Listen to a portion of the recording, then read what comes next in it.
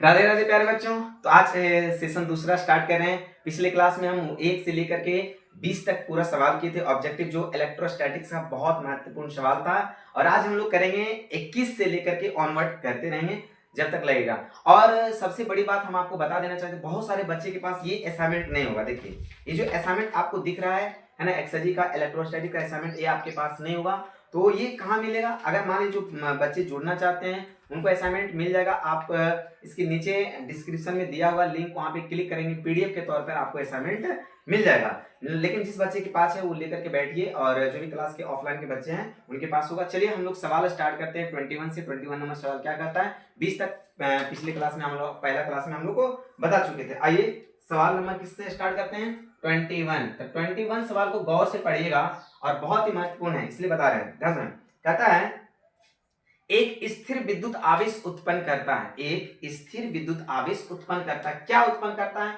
आपके पास 4 ऑप्शन दिया रहेगा, लेकिन पहले इसको समझिए क्या होता है। ये जो चार्ज है, चार्ज का कंडीशन है कि चार्ज अगर रेस्ट में है, चार्ज किस कंडीशन में है? रेस्ट में। तो रेस्ट जो चार्ज रहता है वो केवल इलेक्ट्रिक फील्ड उत्पन्न करता है, जिसको बोलते हैं विद्युत क्षेत्र। लेकिन अगर चार्ज मोशन में है, चार्ज किस में है? मोशन में। तो मोशन जो होता है ना, 2 प्रकार का, एक का नाम है यूनिफॉर्म मोशन, जिसको बोलते हैं एक समान गति, और दूसरा का नाम है नॉन यूनिफॉर्म मोशन। अगर मान लीजिए एक समान गति आएगा तो इलेक्ट्रिक फील्ड के अलावा मैग्नेटिक फील्ड भी उत्पन्न करेगा। यहाँ पे केवल क्या होगा? Electric field. और अगर नॉन यूनिफॉर्म मोशन होगा, अगर यूनिफॉर्म मोशन होगा तो इलेक्ट्रिक फील्ड और मैग्नेटिक फील्ड यानी विद्युत क्षेत्र और चुंबकीय क्षेत्र उत्पन्न होगा। लेकिन अगर नॉन यूनिफॉर्म मोशन होगा, असमान गति होगा, तो विद्युत क्षेत्र चुंबकीय क्षेत्र के अलावा ईएम वेव भी आपका उत्पन्न करेगा, यानी इलेक्ट्रिक फील्ड भी आएगा, मैग्नेटिक फील्ड भी आएगा और ईएम वेव भी आएगा। इसका मतलब याद रखिएगा, अगर चार्ज किस कंडीशन में हो? रेस्ट में, ओनली क्या डेवलप करेगा? इलेक्ट्रिक फील्ड, विद्युत क्षेत्र। लेकिन चार्ज अगर गति में हो तो गति 2 प्रकार का, एक का नाम यूनिफॉर्म मोशन, एक समान गति, और एक का नाम नॉन यूनिफॉर्म मोशन। तो यूनिफॉर्म मोशन में विद्युत क्षेत्र और चुंबकीय क्षेत्र दोनों आएगा, लेकिन नॉन यूनिफॉर्म में विद्युत क्षेत्र चुंबकीय क्षेत्र के साथ ईएम वेव भी आएगा। तो आप चलते हैं सवाल की ओर और बोलते हैं ऑप्शन। चलिए कहता है, एक स्थिर विद्युत आवेश क्या उत्पन्न करता है? स्थिर विद्युत आवेश क्या उत्पन्न किया? Electric field. ऑप्शन क्या बोला? केवल चुंबकीय क्षेत्र। गलत बात है ना। दूसरा ऑप्शन क्या बोला? केवल विद्युतीय क्षेत्र। ये बात सही है, option number B is the correct answer. और सी नंबर में बोला चुंबक एवं विद्युतीय क्षेत्र दोनों। ये कब होगा? जब गति में रहेगा। लेकिन बोला क्या है? ये रेस्ट कंडीशन में है, स्थिर है। इसका मतलब इसका ऑप्शन सही होगा। 21 नंबर का option number B is the correct answer. तो उम्मीद करते हैं कि ये बातों को आप समझे होंगे। चलिए नेक्स्ट सवाल आते हैं। सवाल नंबर आप आ जाते हैं 21 के बाद 22। सवाल नंबर किसका? 22। तो 22 सवाल में क्या बोला? यदि किसी बंद पृष्ठ में से विद्युत अविभाह शून्य है, इसका अर्थ क्या होता है? विद्युत अविभाह, मान लो एक बंद पृष्ठ है और इस बंद पृष्ठ से विद्युत अविभाह का मतलब क्या होता है? यानी आवेश का प्रवाह नहीं होना, आवेश का प्रवाह नहीं होना। इसका मतलब इस जो बंद सरफेस है इसके अंदर जितना पॉजिटिव चार्ज होगा उतना ही क्या होगा? नेगेटिव चार्ज, जिसके कारण यह एक दूसरे के कैंसिल आउट हो जाता है। इसका मतलब इससे अब कोई भी बल रेखाएं बाहर नहीं निकलेगी, इसका मतलब विद्युत अविभाह नहीं होगा। तो वही बोला कि यदि पृष्ठ बंद है, यदि किसी बंद पृष्ठ में से किसी विद्युत अविभाह शून्य है, तो विद्युत अविभाह नहीं है, तो उसका अर्थ क्या है? 4 ऑप्शन दिया, पहला ऑप्शन पढ़ा है, पृष्ठ के अंदर नेट आवेश शून्य होगा, और यही आपका सही आंसर है। पृष्ठ के अंदर नेट आवेश यानी कुल आवेश कितना होना चाहिए? शून्य होना चाहिए, यानी 22 का ऑप्शन नंबर क्या सही होगा? ए सही होगा। आगे बहुत सारा ऑप्शन दिया हुआ है ना, जबकि ये सब ऑप्शन गलत हो जाएंगे। पृष्ठ के सभी बिंदुओं पर विद्युत क्षेत्र आवश्यक रूप से शून्य है, गलत बात है। पृष्ठ के अंदर कोई आवेश नहीं होगा, ये भी गलत बात है। और पृष्ठ से बाहर कोई आवेश नहीं होगा, ये भी गलत है। तो ऑप्शन नंबर 22 का ए इज द करेक्ट आंसर। चलिए अब आ जाते हैं क्वेश्चन नंबर 23। क्वेश्चन नंबर 23 बहुत इंटरेस्टिंग सवाल है। चलिए स्टार्ट करते हैं। कहता है, 2 विद्युत आवेशों के बीच लगने वाले बल को नियंत्रित करने वाले नियम को क्या कहा जाता है? मान लीजिए 2 बिंदु आवेश, एक बिंदु आवेश यहाँ और एक बिंदु आवेश यहाँ। अब दोनों आवेशों के बीच, इस आवेश को Q1 नाम देते हैं, इस आवेश को Q2 नाम देते हैं। अब दोनों आवेशों के बीच जो बल लगता है उसको नियंत्रित करने वाले नियम को क्या कहते हैं? 2 आवेशों के बीच लगने वाला बल जो होता है वो कूलम के द्वारा दिया जाता है, इसलिए इसे कूलम का नियम कहा जाता है। ऑप्शन दिया था एम्पियर के नियम, ओम का नियम, फैराडे का नियम, और ऑप्शन डी दिया था कूलम का नियम। तो बताइए 23 नंबर का ऑप्शन कौन सा सही हो जाएगा जी? डी ऑप्शन आपका सही होगा। 23 का ऑप्शन नंबर डी सही होगा। Option number D is the correct answer, coulomb का नियम। अब आ जाइए क्वेश्चन नंबर कितना 24। तो 24 क्वेश्चन में क्या बोला, कूलम के नियम का सदिश रूप क्या होता है। ऐसे भी जो कूलम का नियम होता है ये फोर्स को बताता है, बल को बताता है, और वो बल क्या होता है पहले समझिए कूलम के नियम के बारे में थोड़ा सा समझिए। कहता है जो ये फोर्स होता है ये F बराबर होता है K Q1 Q2 divided by R square, जहां K का मान अगर आप रखते हैं तो बराबर कितना, K का मान होता है 1/4 pi epsilon naught Q1 Q2 बटे कितना आर स्क्वायर। और ये जो आपका है ये आपका मैग्नीट्यूड है ना, इसका मतलब परिमाण है, इसमें दिशा नहीं है। तो दिशा को बताने के लिए मान लीजिए मेरे पास दो बिंदु है, एक Q1 है और एक Q2 है। अगर मान लीजिए तो इस दिशा में अगर आएगा, अगर इस दिशा में बल लग रहा है तो दिशा को बताने के लिए आपको क्या लिखना पड़ेगा, आर का कैप, जो दोनों के बीच की दूरी होगा, तो आर का कैप यहाँ पे लगाना पड़ेगा। तो इसका मतलब ये सदिश रूप बन जाएगा, क्योंकि परिमाण के साथ दिशा आता है तभी सदिश बनता है। इसका मतलब आपको क्या करना पड़ेगा 1/4 pi epsilon naught Q1 Q2 बटे कितना आर स्क्वायर, और यहाँ पे आपको लगाना पड़ेगा आर का कैप। अब ये हो गया आपका परिमाण, ये हो गया दिशा, इसका मतलब बल कौन सा हो गया, सदिश रूप हो गया, सदिश बन गया। अब लेकिन इसका फॉर्मूला आप जानते हैं कि आर का कैप बराबर होता है सदिश का R divided by magnitude of R. अब इसको यहाँ पे रख देंगे तो ये बन जाएगा कितना, F बराबर हो जाएगा 1/4 pi epsilon naught Q1 Q2 बटे आर स्क्वायर यहाँ पे रहने दीजिए, और इसका मान देंगे आर का सदिश डिवाइडेड बाय मॉड का आर। अब बताओ आर स्क्वायर इंटू आर, नीचे में बन जाएगा कितना आर का क्यूब बन जाएगा, और यहाँ हो जाएगा आर का सदिश, यहाँ हो जाएगा Q1 और Q2 और सब सेम चीज रहेगा 1/4 पाई एप्सिलॉन नॉट हो जाएगा F, और ये हो गया कौन सा रूप, सदिश का रूप। तो कूलम के नियम का सदिश रूप F बराबर 1/4 pi epsilon naught Q1 Q2 बटे आर का क्यूब, यहाँ पे आर का सदिश हो जाएगा। अब ऑप्शन को ढूंढेंगे तो ऑप्शन 24 नंबर का option 1/4 pi epsilon naught Q1 Q2 divided by R cube R vector, option number A में ही सही आंसर दिया हुआ है। इसका मतलब इसका ऑप्शन नंबर कौन सा सही हो जाएगा, ए। और ये है आपका क्वेश्चन नंबर 24। अब आ जाते हैं क्वेश्चन नंबर 25 की ओर। 25 नंबर सवाल देखिए बहुत ही आसान सवाल है, चलिए स्टार्ट करते हैं पढ़ने के लिए। 25 नंबर सवाल को देखिए गौर से। तो ये है आपका 25, क्या बोला, कूलम का नियम दो आवेशों में इनके मध्य दूरी में संबंध को विद्युत बल इस प्रकार से वर्णित करते हुए बताता है कि विद्युत बल। अब मेरी बात है, पहले समझ लेते कूलम का नियम क्या होता है। मान लीजिए यहाँ पे एक आवेश Q1 है, एक आवेश Q2 है ना। अब ये दोनों के बीच की दूरी कितना है r। तो कूलम का नियम के अनुसार क्या कहता है कि कूलम के नियम के अनुसार दोनों आवेशों के बीच लगने वाला बल, दोनों आवेशों के बीच लगने वाला बल दोनों आवेशों के गुणनफल के, दोनों आवेशों के गुणनफल के समानुपाती होता है। पहला चीज बोला। दूसरा क्या बोला, इन दोनों आवेशों के बीच की दूरी के वर्ग के व्युत्क्रमानुपाती होता है। ये समानुपाती हुआ, ये व्युत्क्रमानुपाती हुआ। अब ये दोनों को एक साथ लिखेंगे तो F समानुपाती Q1 Q2 बटे कितना आर स्क्वायर। जैसे ही आप प्रोपोर्शनल को हटाएंगे तो समानुपाती जब हटेगा तो बराबर का चिन्ह आएगा। ऐसे ही बराबर के चिन्ह को हटाने के बाद K कांस्टेंट देते हैं, हो जाता है Q1 Q2 बटे कितना R का स्क्वायर। अब यहां से K का मान रखते हैं, K का मान कितना होता है 1/4 pi epsilon naught Q1 Q2 बटे आर स्क्वायर। अब यहां से समझिए ये आ गया कूलम का नियम। तो कूलम का नियम क्या बोला कि दोनों आवेशों के गुणनफल के समानुपाती, समानुपाती का एक और नाम है जिसको हम लोग अनुक्रमानुपाती भी कहते हैं। समानुपाती होगा तथा दोनों के बीच की दूरी के वर्ग के व्युत्क्रमानुपाती। तो 25 नंबर सवाल में देखिए कि कूलम के नियम आवेशों में मध्य दूरी संबंध, बहुत सारा बात बोला है। ऑप्शन पढ़ते हैं। कहता है इसका जो विद्युतीय बल होगा आवेशों के योग के अनुक्रमान, पता ये योग क्या है, नहीं गुणनफल क्या है। दूसरा क्या बोला, आवेशों के गुणनफल के अनुक्रमानुपाती, ये बात तो सही, तथा दूरी के व्युत्क्रमण, नहीं दूरी के व्युत्क्रमानुपाती नहीं है, दूरी के वर्ग के व्युत्क्रमानुपाती। तो ऑप्शन बी भी गलत हो गया। आवेशों के बीच की दूरी के व्युत्क्रमानुपाती भी गलत है। चलिए ऑप्शन नंबर डी पढ़ते हैं। डी नंबर बोला आवेशों के गुणनफल के अनुक्रमानुपाती तथा दूरी के वर्ग के व्युत्क्रमानुपाती। ये ऑप्शन आपका सही है। इसका मतलब 25 का ऑप्शन नंबर कौन सा हो जाएगा, डी। और ये पूरा का पूरा कूलम का नियम होता है, ठीक है। इस स्टेटमेंट को अगर आप समझ गए तो आने वाला समय में और सारे सवाल बन जाएंगे। अब आते हैं सवाल नंबर कितना 25 के बाद 26 की ओर आते हैं। 26 की ओर बहुत अच्छा सवाल है। 26 में क्या बोला, प्रावैद्युत, प्रावैद्युत का SI मात्रक, प्रावैद्युत का एक और नाम है जिसको आप लोग विद्युतशीलता कहते हैं। प्रावैद्युत का एक और मात्रक जिसको हम लोग क्या कहते हैं, विद्युतशीलता कहते हैं। तो बोला प्रावैद्युत का SI मात्रक क्या होता है। चलिए स्टार्ट करते हैं।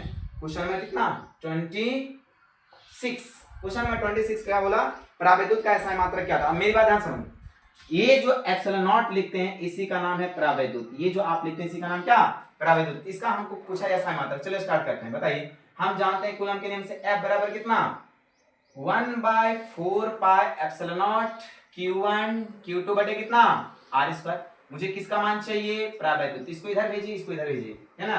तो एप्सिलॉन नॉट बराबर कितना, 1/4 पाई F, ये नीचे आ गया, हो जाएगा Q1 Q2 बटे कितना R का स्क्वायर। बताइए 1/4 पाई कांस्टेंट टर्म है, तो कांस्टेंट का कोई ऐसा मात्रक होता नहीं है। चलिए अब इसका ऐसा मात्रक कूलम, अब इसका ऐसा मात्रक कूलम। और बताइए फोर्स यानी बल का ऐसा मात्रक न्यूटन, और दूरी r दूरी है तो दूरी का स्क्वायर मीटर, दूरी का ऐसा मात्रक मीटर, स्क्वायर है तो स्क्वायर दे देंगे। बताइए तो कूलम इंटू कूलम, कूलम का square divided by newton into metre का स्क्वायर। इसको नीचे से ऊपर ले जाइए, बताइए एप्सिलॉन का ऐसा मात्रक कूलम का स्क्वायर, न्यूटन ऊपर जाएगा तो न्यूटन पर -1 न्यूटन इनवर्स और मीटर पर -2। इसका मतलब ये क्या हो गया, ऐसा मात्रक प्रावैद्युत। और याद रखना प्रावैद्युत का ऐसा मात्रक ऑप्शंस ढूंढेंगे A B C D. D number option में लिखा हुआ कूलम स्क्वायर, न्यूटन पर -1 मीटर पर -9।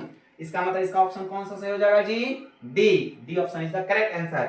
नेक्स्ट सवाल आते हैं 27 नंबर सवाल को देखिए, मुक्त आकाश में विद्युतशीलता आ रही, ये तो सेम सवाल दिया। अब बताइए प्रावैद्युत और विद्युतशीलता अलग अलग नामों से पुकारा जाता है लेकिन दोनों एक ही चीज है। तो विद्युतशीलता भी यही हुआ और इसी का ऐसा मात्रक पूछा। इसका मतलब प्रावैद्युत और विद्युतशीलता इसका ऐसा मात्रक यही होता है, तो आंसर में कोई चेंजेस नहीं होंगे। इसका मतलब इसका ऑप्शन नंबर फैराड दिया गलत है, वेबर दिया गलत है, कूलम स्क्वायर प्रति हाँ न्यूटन पर -1 मीटर पर -2, ये इसका मतलब 27 का ऑप्शन कौन सा सही हो जाएगा, सी इज द करेक्ट आंसर। उसके बाद आ जाइए क्वेश्चन नंबर 28, कहता मुक्त आकाश में प्रावैद्युतीय होता है। मुक्त आकाश में जो प्रावैद्युतीय होता है एप्सिलॉन नॉट का मान कितना होता है, मेरी बात ध्यान समझिए। एप्सिलॉन नॉट का मान होता है, याद रखना, मुक्त आकाश में 8.85 इंटू 10⁻⁻12 फैराड पर मीटर। फैराड पर मीटर देखिए कैसे आता है, इस बात को समझिए, बड़ा इंटरेस्टिंग चीज यहाँ पे दिया हुआ है ना। आपको जब कांस्टेंट कूलम का नियम पढ़ाया गया होगा तो आपको बताया गया होगा कि k का जो मान होता है ना, ये होता है 1/4 पाई एप्सिलॉन नॉट, और इसका वैल्यू जो होता है 9 इंटू 10⁻⁹ कितना होता है, 9 होता है। इस बात को समझिए हम क्या बोल रहे हैं। अगर अब आप यहां से हमको इसका मान निकालना, तो इसको इधर भेजिए, इसको इधर भेजिए, बताइए एप्सिलॉन नॉट बराबर ये इधर चला गया तो हो जाएगा कितना 1/4 पाई, ये नीचे आएगा तो हो जाएगा 9 × 10 पर पावर कितना 9। बस समझ रहे ना। और जब इसको पूरा को सॉल्व कीजिएगा तब आपका वैल्यू आएगा 8.85 × 10 पर पावर -12 फैराड पर मीटर, ये आपका मिल जाएगा। और समझ गए समझे, तो ये आंसर आ जाएगा। चाहे इसको आप सॉल्व करके लाएंगे, ऐसी वैल्यू इतना आप जानते ही हैं, है ना, सॉल्व करके लाएंगे आपका आ जाएगा। ऐसे याद रखिएगा, बराबर क्वेश्चन में यही सब दिया रहता है ना, कि प्रावैद्युत में इसका वैल्यू होता है 8.85 × 10⁻⁻12 फैराड पर मीटर। चलिए क्वेश्चन नंबर कितना 28, तो 28 नंबर में जो आंसर होगा ऑप्शन नंबर सी में दिया हुआ है, सी इज द करेक्ट आंसर। अब आ जाइए क्वेश्चन नंबर 29। हाँ 29 तो यही सवाल पूछा। 29 क्या पूछ दिया कि 1/4 पाई एप्सिलॉन का मान कितना होता है, बताइए कितना होता है जी, 9 × 10⁻⁹ यही होता है। 1/4 पाई एप्सिलॉन का वैल्यू कितना होता है, 9 × 10⁻⁹। यानी इसका ऑप्शन नंबर कौन सा सही दिया, ए। तो 29 का ऑप्शन हो जाएगा ए इज द करेक्ट आंसर, यहीं से बन ही गया। चलिए आगे बढ़ जाते हैं, आगे बड़ा इंटरेस्टिंग चीज है। क्वेश्चन नंबर कितना 30, निर्वात में प्रावैद्युत का सेम चीज पूछा फिर से। क्वेश्चन नंबर कितना 30 नंबर सवाल ये पूछा कि निर्वात में प्रावैद्युत का वैल्यू कितना था जी, तो होता है याद रखना 8.85 × 10⁻⁻12 फैराड पर मीटर। और ये ऑप्शन नंबर सी में दिया हुआ, और सी में थोड़ा सा प्रिंटिंग मिस्टेक हमको लग रहा है, ये प्लस में दिया माइनस में 12 होना चाहिए, इस बात को सुधार लीजिएगा आप थोड़ा असाइनमेंट में, है ना। सी नंबर ऑप्शन 8.85 × 10⁻⁻12 फैराड पर मीटर। चलिए नेक्स्ट सवाल है 31 सवाल बहुत ही आसान सवाल है। वायु के लिए प्रावैद्युत सामर्थ्य क्या होता है, तो याद रखना आज से, वायु के लिए प्रावैद्युत सामर्थ्य जो होता है ना, इसको आप कह सकते हैं विद्युत क्षेत्र की तरह से जानते हैं। प्रावैद्युत सामर्थ्य मतलब विद्युत क्षेत्र की बात करते हैं। तो वायु के लिए जो निकाला गया प्रावैद्युत सामर्थ्य, इसका मान होता है कितना 3 × 10⁶ वोल्ट प्रति मीटर। और वोल्ट प्रति मीटर ये इलेक्ट्रिक फील्ड की बात करते हैं। कैसे इलेक्ट्रिक फील्ड की बात करते हैं, जब आप पढ़ेंगे विभव प्रवणता तो आपको पता होगा कि इलेक्ट्रिक फील्ड E बराबर होता है -dV/dt। VR, और V मतलब वोल्ट होता है, R का मतलब मीटर, तो वोल्ट प्रति मीटर, और यही है प्रावैद्युत सामर्थ्य, इसी को कहते हैं। इसका वैल्यू कितना था? 3 × 10⁻6 वोल्ट पर मीटर। इस बात को आप याद रखेंगे। क्वेश्चन नंबर 31 का option number A is the correct answer, A. चलिए उसके बाद आ जाते हैं 31 के बाद 32। क्वेश्चन नंबर किसमें? 32 सवाल को गौर से देखिएगा, सभी बच्चे ध्यान से देखिए। कहता है एकांक कूलम आवेश जिसे वायु में समान आवेश के 1 मीटर दूरी पर रखा जाता तो वह बल क्या होगा? मान लीजिए मेरे पास इस तरह से एकांक कूलम आवेश है। एकांक कूलम आवेश का मतलब आवेश का मान कितना? 1 कूलम। तो Q1 बराबर 1 कूलम और Q2 बराबर भी 1 कूलम। यहां तक समझ गए? अब कहता है एकांक कूलम आवेश को कितने मीटर दूरी पर? 1 मीटर की दूरी पर रखा गया। इसका मतलब R का वैल्यू कितना दे दिया? 1 मीटर की दूरी पर रखा गया। तब कहता है तो वह बल क्या होगा? तो दोनों के बीच लगने वाला बल का मान निकाल बताइए। बल बराबर कितना? F बराबर होता है कितना?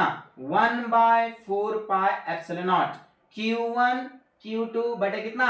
R का स्क्वायर। चलिए इसका मान निकालते हैं, बताइए। 1/4 पाई एप्सिलॉन का मान कितना? 9 × 10⁻9। Q1 Q2 का मान 1 × 1 डिवाइडेड बाय 1 का स्क्वायर। बताइए 1 × 1 कितना?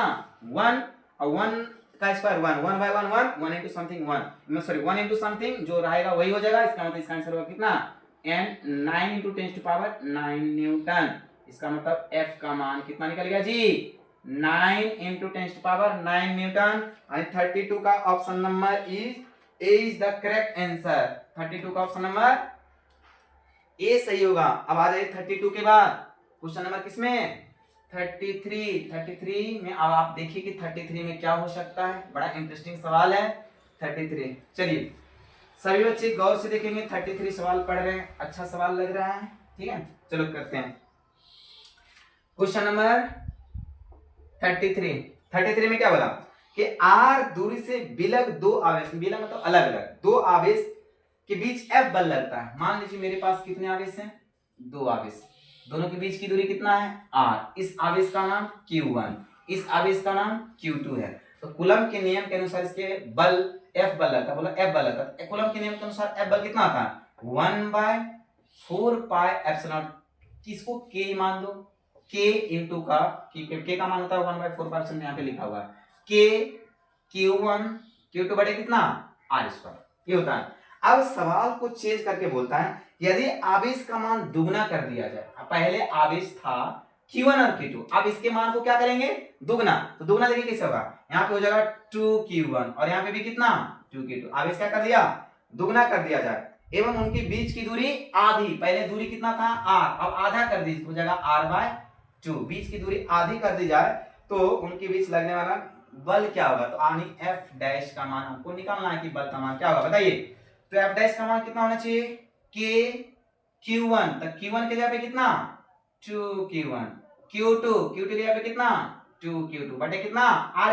R के जगह पे R/2 का कितना? Whole square. अब गौर से देखिए F' बराबर, देखिए 2 दूनी 4 K Q1 इंटू का Q2 अब बटे R का स्क्वायर और नीचे में 2 का स्क्वायर 4, 4 ऊपर जाएगा तो 4 चौके 16, तो 16 K Q1 Q2 बटे कितना? R का स्क्वायर। इसलिए F' बराबर, अब बताइए ये 16 तो रहने दीजिए, 16 हो गया। अब बताइए K Q1 Q2 बटे R²। K Q1 Q2 बटे R² का मान कितना है? F है, इसलिए इसका मान हो जाएगा F। बताइए कितना गुना हो गया? 16 टाइम्स हो गया। तो नया बल जो निकला वो 16 इंटू F निकला। जब आप ऑप्शन को गौर से देखेंगे तो ऑप्शन नंबर ए में है F, तो बी में 4F, सी में 16F। इसका मतलब इसका option number C is the correct answer. C number option आपका सही होगा। ये जगह क्वेश्चन नंबर 33। अब आ जाए क्वेश्चन नंबर 34। क्वेश्चन नंबर 34 की ओर देखिए, बहुत ही इंटरेस्टिंग सवाल है ना। सभी बच्चे मेहनत कीजिए, है ना। आने वाला समय में रिजल्ट आपका होगा, हर एक प्रकार का रिजल्ट। ये तो बोर्ड एग्जाम है, बोर्ड एग्जाम के साथ साथ आपको आने वाले कंपटीशन एग्जाम भी देना है। तो कंपटीशन के लिए भी पढ़ाई करेंगे तब तो। अभी तो बोर्ड एग्जाम के लिए पढ़ रहे हैं, पहले फोकस कीजिए बोर्ड पे क्या होगा। चलिए आगे बढ़ जाते हैं। क्वेश्चन नंबर 33 के बाद कितना? 34। अब क्वेश्चन नंबर 34, पानी का परावैद्युत स्थिरांक क्या होता है? बहुत आसान है। पानी का परावैद्युत स्थिरांक का मान जो होता है पानी के लिए, अगर वाटर की बात करते हैं इसका वैल्यू कितना होता है? 80 होता है। इस बात को याद रखिएगा, पानी के लिए 80 होता है। क्वेश्चन नंबर 35, किसी धातु का परावैद्युत क्या होता है। मेरी बात ध्यान समझिए, मान लीजिए अगर ये धातु है, ये मान लेते धातु है और धातु में दो आवेश है, एक Q1 और एक क्या Q2। अगर यहाँ पे दोनों आवेशों के बीच बल लगेगा तो धातु के अंदर जब बल लगता है, हालांकि नहीं, धातु के अंदर कोई प्रकार का आवेश का बल नहीं लगता है ना। इसका मतलब ये दोनों आवेशों के बीच बल कितना लगेगा, 0, जब ये धातु में रहेगा तब। अब बताइए अगर मान लो ये R दूरी पर था, दो आवेश धातु के अंदर, तब बल मान लीजिए 0 तो होता है, लेकिन बल का परिभाषा कितना था, बल बराबर होता है क्या, 1/4πε0 Q1 Q2 बटे कितना R का स्क्वायर, होता है कि नहीं। एक इसका मान है आपका बल बराबर होता है, सॉरी ये बल बराबर होता है। अब बताइए बल का मान क्या होगा, 0, बल का मान क्या होगा 0। तो एक काम करेंगे, पहले हमको एप्सिलॉन नॉट का मान पूछा कि इसका मान क्या होगा, तो एप्सिलॉन नॉट मतलब क्या, इसमें पूछा है कि परावैद्युतांक क्या होगा, तो परावैद्युत एप्सिलॉन का मान इधर आ गया, क्या जाएगा 1/4π, F को यहाँ रखिए, नीचे इसको इधर लेके जाइए, कितना जाएगा Q1 Q2 बटे कितना R का स्क्वायर। बताइए F का मान कितना है 0, तो हो जाएगा कितना 1/4π इंटू का 0 Q1 Q2 बटे कितना R का स्क्वायर। बताइए नीचे में 0 से गुना करेंगे 0 आएगा कि नहीं, तो 0 मतलब समथिंग बटा 0 यानी Q1 Q2 बाय 0। किसी भी संख्या में 0 से भाग देते हैं तो कितना होता है इनफाइनाइट, जिसको आप अनंत कहते थे, एप्सिलॉन का वैल्यू अनंत होता है। क्या होता है जी, अनंत होता है। कहां पर, तो धातु में होता है, इस बात को याद रखिएगा। बताइए किसी धातु का परावैद्युतांक कितना होता है, आप बोलेंगे ऑप्शन अनंत होता है। ये क्वेश्चन नंबर कितना 35, क्वेश्चन नंबर 35 के बाद क्वेश्चन नंबर 36 को गौर से देखिए। क्वेश्चन नंबर 36 आसान से सवाल है। 36 में देखिए, निम्न में से कौन सा विद्युतीय बलों के बारे में सही है ना। विद्युतीय बलों के बारे में कौन सा कथन सही है, और ऑप्शन पढ़ते सबसे जरूरी ये है कि विद्युत बल विद्युत आवेशों द्वारा उत्पन्न होता है। बात तो सही है कि जब तक दो आवेश नहीं रहेगा तब तक विद्युत बल नहीं लगेगा। अगर मान लीजिए यहाँ Q1 है और Q2 है, तो विद्युत बल जो है विद्युत आवेशों के द्वारा उत्पन्न होता है। अगर मान लीजिए ये आवेश समान हो, अगर दोनों कैसा हो धनात्मक, तो जो विद्युत बल लगेगा एक दूसरे को प्रतिकर्षण बल लगेगा। कौन सा बल लगेगा, प्रतिकर्षण। लेकिन मान लो अगर आवेश एक धनात्मक हो और दूसरा मान लो क्या हो ऋणात्मक, तो धनात्मक और ऋणात्मक के आवेश के बीच लगने वाला बल क्या होगा, आकर्षण होगा। तो याद रखना विद्युत बल यहाँ पे जो लगता है, जब तक आवेश नहीं रहेगा तब तक विद्युत बल लगेगा नहीं। हालांकि बहुत सारा ऑप्शन दिया हुआ, लेकिन पढ़ते हैं ऑप्शन को। क्या लगा, विद्युत बल विद्युत आवेशों द्वारा उत्पन्न होता है, बात सही है। आगे दिया समान आवेश आकर्षित होते हैं और असमान आवेश प्रतिकर्षित, एक बात गलत है। समान आवेश आकर्षित नहीं होते हैं, समान आवेश क्या होते हैं, प्रतिकर्षित होते हैं, जबकि विपरीत आवेश क्या होते हैं, आकर्षित। तो ऑप्शन नंबर बी गलत दिया। कहता गुरुत्वाकर्षण बल की अपेक्षा विद्युतीय बल दुर्बल होता नहीं, विद्युतीय बल बहुत प्रबल होता है। आपको पता है, जिसे दो आवेश रखेंगे ना यहाँ पे, तो अगर मान लीजिए दो आवेश यहाँ पे रखेंगे, दोनों के जब बल लगेगा तो गुरुत्वाकर्षण बल तो नीचे लगता है, तो ये पहले ये खींचेगा, ये बाद में जाएगा। इसका मतलब याद रखिएगा विद्युतीय बल बहुत ज्यादा प्रबल होता है। धनात्मक एवं ऋणात्मक आवेश तीसरे प्रकार के आवेश को उत्पन्न करने के लिए जुड़ सकते हैं। बताइए धनात्मक और ऋणात्मक आवेश से ये क्या तीसरा प्रकार का आवेश उत्पन्न करेगा, बिल्कुल नहीं करेगा।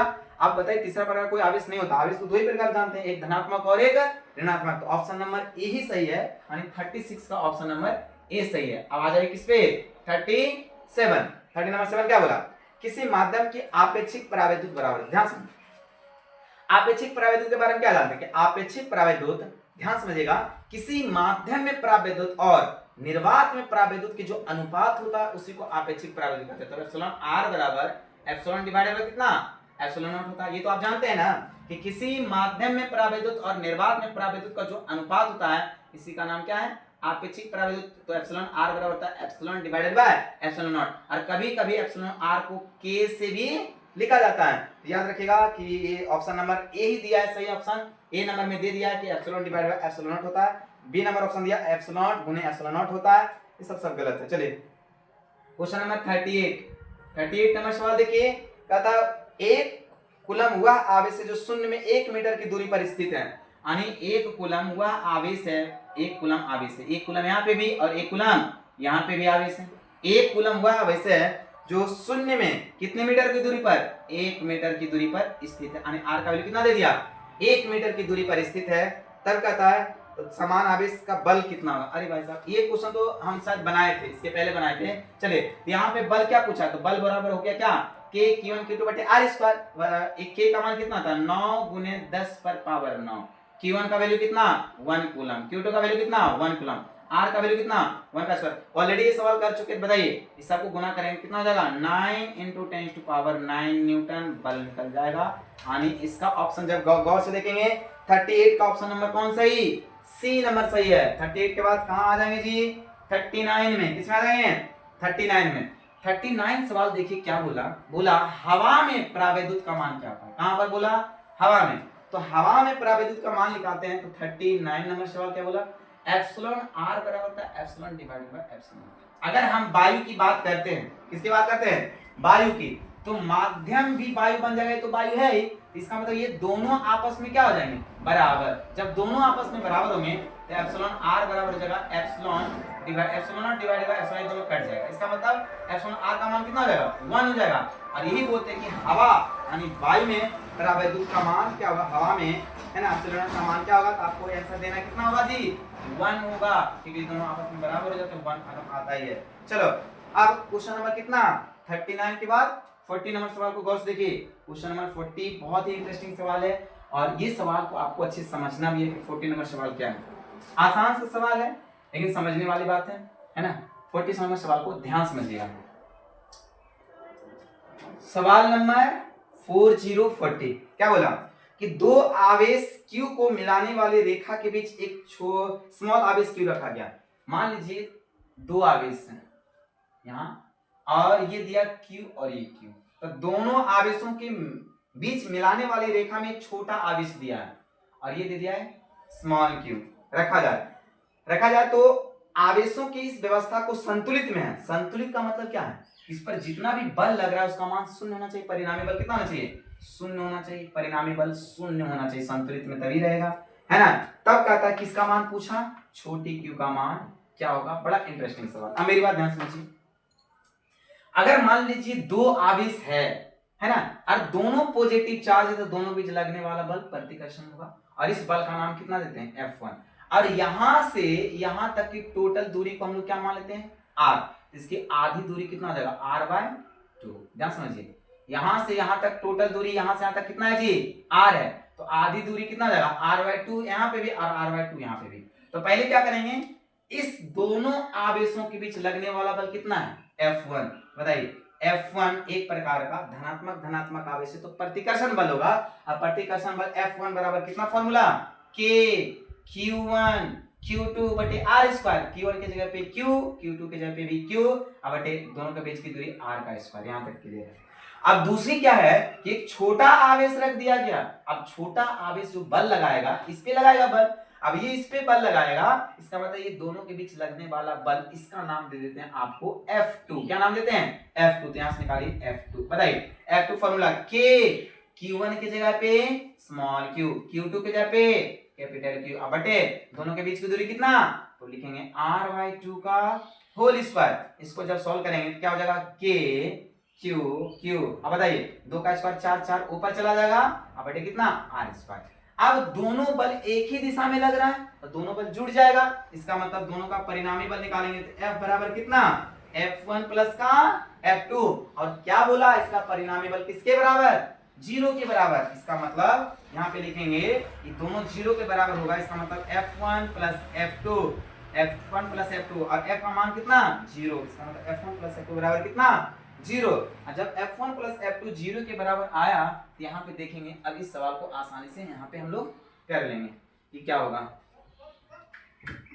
यहाँ लास्ट है ये सवाल 40 नंबर है, अच्छे से बनाएंगे है ना। चलिए अगर F1 प्लस F2 बराबर कितना आ गया 0, बताइए अगर F2 इधर आ गया तब प्लस का क्या हो जाएगा माइनस, इसका मतलब यहाँ पे लिखेंगे F1 बराबर माइनस का कितना F2। अब बताइए F1 का मान आपने कितना निकाला, तो बोलेंगे sir K Q divided by R का स्क्वायर बराबर माइनस F2 का मान आपने कितना निकाला, यहाँ पर है कितना 4K Q divided by R का स्क्वायर, R स्क्वायर से R स्क्वायर कट जाएगा, K से K कट जाएगा आपका Q से Q, तो छोटी Q का वैल्यू पूछा ना स्मॉल q बराबर। बताइए ये है माइनस, इधर आएगा तो माइनस का बड़ी Q, 4 गुना में कहाँ जाएगा भागा में, इसका मतलब छोटी q का मान कितना -q/4 और -q/4 is the correct answer. अगर इसको ऑप्शन में मिलाते हैं बताइए 40 नंबर का जो आंसर होगा ऑप्शन नंबर बी में दिया हुआ, इसका मतलब 40 नंबर का ऑप्शन क्या है, सही है, बी सही है।